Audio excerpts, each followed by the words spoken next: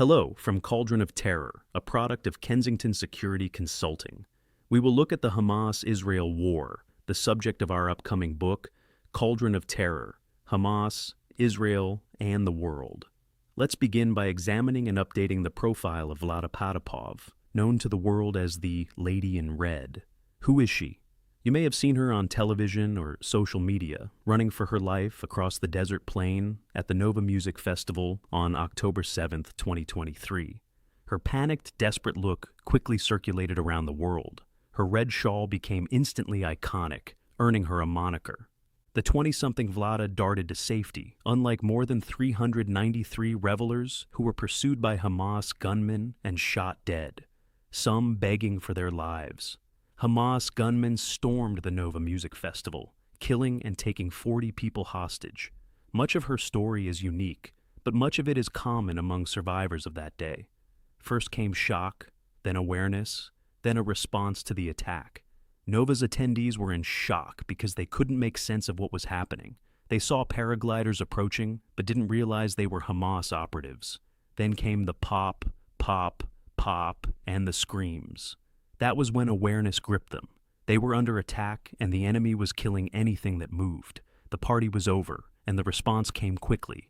Run, hide, plead, or fight if you can. Okay, let's set the stage for the attack. The attack on Nova was last minute.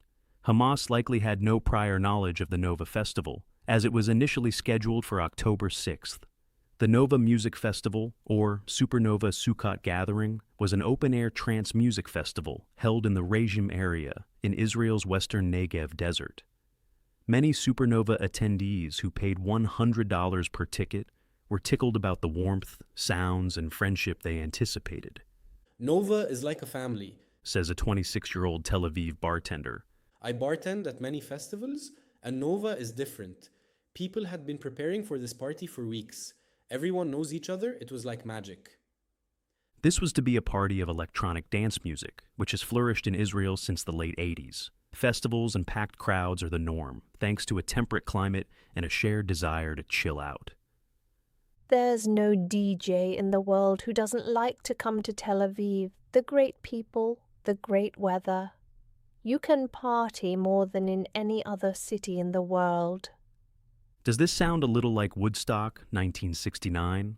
There was likely little electronic music at Woodstock, and Crosby, Stills, and Nash did not perform at Nova. At Nova, partiers are fans of psychedelic trance, or psytrance, the intense celestial dance music subgenre. A veteran British DJ explained, "The music is based on a philosophy of life. It's Woodstock with electronic music. It's that kind of mentality, a hippie culture. But the music is different. These are the sweetest people. They would never harm anybody." Ukrainian-born Vlada was among the partygoers. This Ashdod-based wedding planner and mother of one decided at the last minute to attend the festival in southern Israel with her partner, Matan, and a friend, Mai. They came, danced, and sang, and then the killing began. The sweetest people who would never harm anyone were randomly raped, shot, and mutilated. More than 100 were abducted. We detail the party massacre in Cauldron of Terror, so we won't go into detail here. As for Vlada, she was separated from her friends and watched helplessly as people were hunted down and killed. So Mai and I started running again, and that's when you see me in the video get into the car of my angel, a man called Yosef Ben Avu. He stopped and told us to get in, and we did. All the while shooting was going on. There were 8 of us in the car. It was a Kia Picanto, and we were all on top of each other. I called Matan and told him I was okay, and he said he had been picked up as well and was safe. Vlada and Mai eventually made it to the safety of an army base at Ze'alim, while Matan went to one 20 minutes away at Orem. She said, "The whole thing had lasted 3 hours, but it went by so quickly. The longest part was waiting at the base before I could be picked up and go home and see my daughter Romy, and I gave her the biggest hug ever." During the attack, her primary concern was staying alive for Romy. She will be 4 soon, and for a quarter of her life, she has known only war. When Romy hears the sirens, she is so scared that she starts crying. Patapov explained. If I had one wish, it would be to have told everyone at the festival 1 hour before Hamas attacked that something was going to happen. so everyone could have gotten away. I've been in therapy and counseling, like many of the others who were there, and I find that speaking to people helps me cope with what happened that day. If I had one wish, it would be to have told everyone at the festival 1 hour before Hamas attacked that something was going to happen, so everyone could have gotten away. I survived, but others weren't so fortunate. I think about that. It weighs on my mind. I am still traumatized by what happened a year later. I've been receiving therapy and counseling, like many of the others who were there, and I find that speaking with people helps me cope with what happened that day. She is battling PTSD and survivor's guilt. For over a year, she agonized over the hostages. Last year, she recalled, But it's the hostages who are still there that I feel for the most, and their families as well.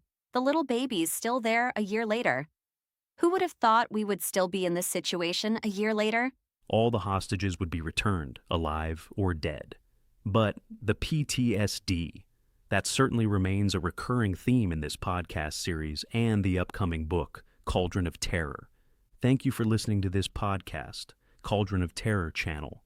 The book will be available for purchase in summer 2026. Nothing in this podcast or any Kensington podcast reflects the official position of the United States government. Thank you for listening. Until our next podcast, goodbye from Kensington Security Consulting.